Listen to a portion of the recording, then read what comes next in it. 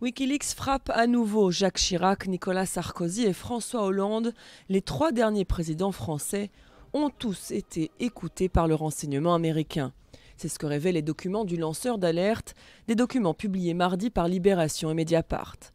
Les écoutes menées par la NSA se seraient déroulées au moins entre 2006 et 2012 et les 3 présidents n'étaient pas les seuls sur écoute. Leurs conseillers, leurs collaborateurs et parfois leurs secrétaires ont aussi été espionnés. Les documents ainsi récoltés par la NSA ne seraient pas des secrets d'État, mais ils témoignent, selon les 2 médias, de l'intérêt obsessionnel porté par Washington à la France. Ces documents montrent par exemple comment Nicolas Sarkozy se percevait en 2008 comme le seul homme capable de résoudre la crise financière. L'ancien ministre des Affaires étrangères de Jacques Chirac, Philippe Douste-Blazy, est lui perçu comme ayant une propension à faire des déclarations inexactes et inopportunes. Le document le plus récent date du 22 mai 2012. Quelques jours seulement après l'entrée en fonction de François Hollande, il fait état de réunions secrètes destinées à discuter d'une éventuelle sortie de la Grèce de la zone euro.